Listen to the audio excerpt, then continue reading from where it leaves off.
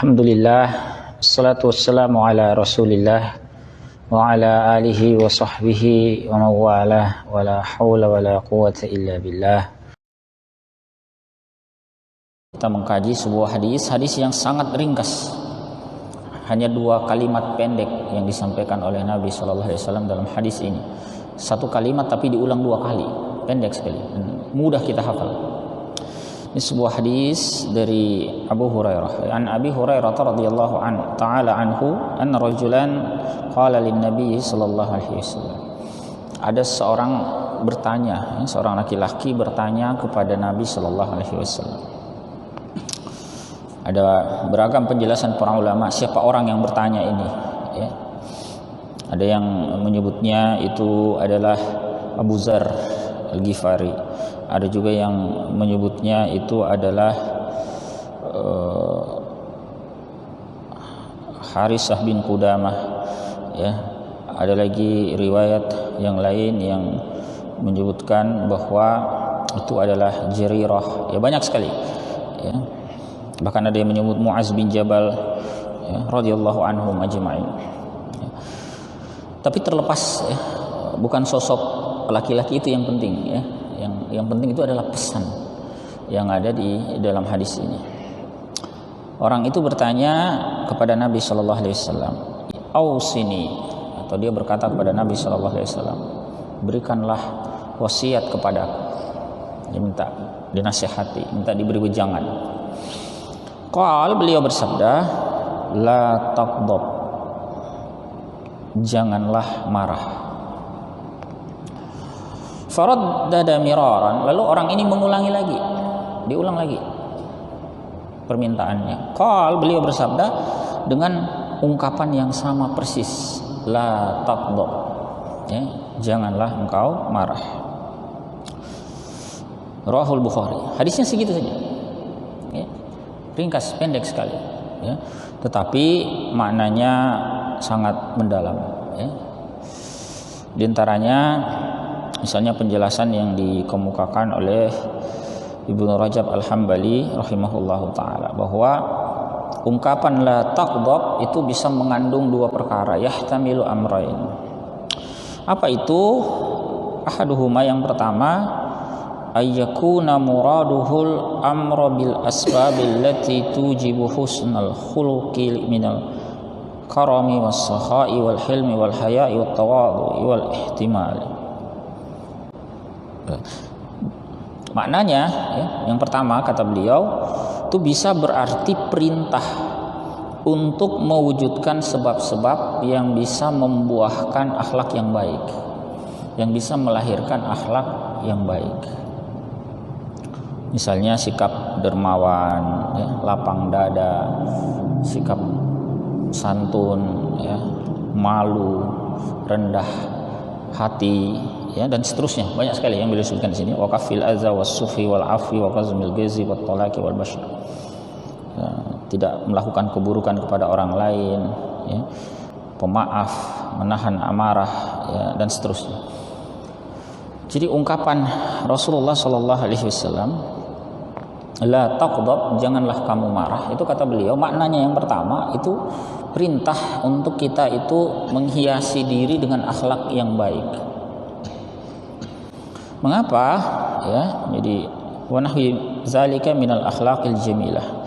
Jadi akhlak yang baik itu kata beliau fa innan nafsa idza takhallaqat bihadhil akhlaq, karena orang yang punya akhlak yang terbaik, yang mulia ini, wasarat laha adah, itu melekat pada dirinya, ya, maka aujabalaha dzalika daf'al ghadabi 'inda husuli asbab, itu akan membuat dia mampu mengendalikan amarah ketika muncul perkara yang bisa membuat dia marah. Bisa dipahami maksudnya, ya. Jadi ungkapan la taqdab itu bukan semata jangan marah, kata Ibnu Rajab, itu maksudnya agar kita itu menghiasi diri dengan akhlak yang mulia. Karena dengan memiliki akhlak yang mulia itu, seseorang akan terhindar dari pengaruh buruk sikap pemarah itu. Bagaimana mungkin kemarahan bisa menjatuhkan dia ke dalam kemungkaran, ya? Padahal dia adalah orang yang sabar, lapang dada, suka memaafkan orang lain dan seterusnya. Ya? Karena sebetulnya yang terlarang itu kan bukan marahnya. Karena namanya marah itu tabii, itu perkara yang alami, ada pada manusia. Tidak ada orang yang tidak bisa marah itu, ya. Semua orang itu bisa marah. Di antara bahaya dari marah itu adalah pada saat seorang itu dikuasai oleh amarah, dia bisa saja melakukan perbuatan yang bertentangan dengan syariat, mengucapkan kalimat-kalimat yang buruk, ya, bertengkar sama orang, ya, keluar caci maki, ya, kata-kata yang buruk. Itu pelanggaran terhadap syariat. Kenapa dia melakukan itu? Karena dikuasai amarah. Bahkan bisa jadi juga melakukan tindakan fisik, memukul orang misalnya, ya, dan seterusnya, yang bisa saja itu merupakan bentuk kezaliman. Nah, itu diantara bahaya sikap marah. Maka jangan sampai kita itu dikendalikan oleh amarah yang buruk itu. Maka tadi diantara caranya adalah kita menghiasi diri kita dengan akhlak-akhlak yang mulia. Kalau seorang mukmin menghiasi dirinya dengan sikap dermawan, sikap pemaaf, berlapang dada dan seterusnya, sulit dia dikendalikan oleh dampak negatif dari marah itu, ya, dan seterusnya. Itu makna yang pertama. Wasani, makna kedua kata beliau, ayyakunal murad, bisa juga bermakna la ta'mal bi muqtadal ghadabi idza hasala lak. Jangan engkau melakukan, ya, sesuatu dengan dorongan kemarahan itu, ya, kalau itu terjadi. Bal jahid nafsaka ala tarki tanfizihi wal amali bima ya'muru bihi. Bahkan mujahadah, ya, berjuanglah sungguh-sungguh mengendalikan diri, ya, untuk apa? Tidak melakukan perbuatan yang didorong oleh kemarahan.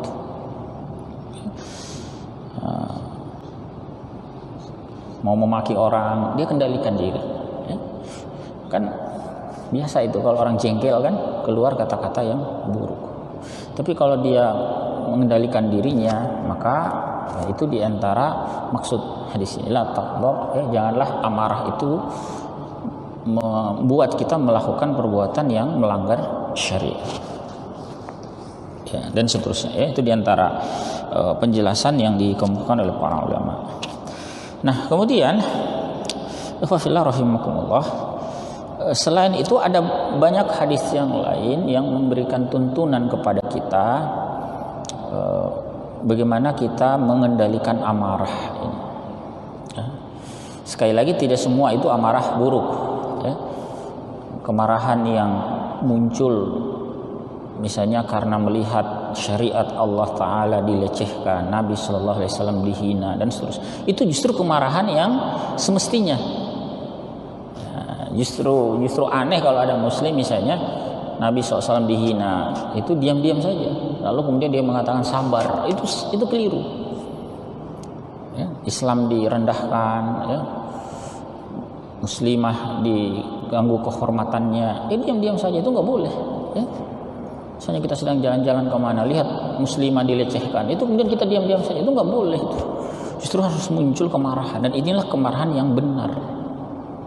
Nah, jadi kemarahan yang dimaksud terlarang itu adalah yang menghantarkan kita kepada pelanggaran syariat, ya. Nah, di antara hadis yang lain yang juga mengajarkan kepada kita bagaimana mengendalikan amarah, ya. Misalnya ada hadis riwayat Al-Bukhari Muslim. Kalau marah, kata beliau, ya, jadi suatu saat beliau itu melihat ada orang yang marah. Dia kalap dengan kemarahannya, bertengkar dengan orang lain sampai keluar ucapan-ucapan yang sangat buruk. Lalu kemudian beliau SAW mengatakan, inni la u'allimu kalimatan law qalaha la zahaba anhu ma yajid.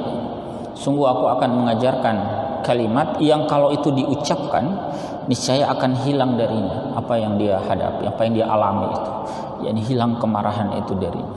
Ya. Nah, silakan diamalkan ini ya. Kalau marah yang kita khawatirkan bisa menghantarkan kita kepada pelanggaran syariat.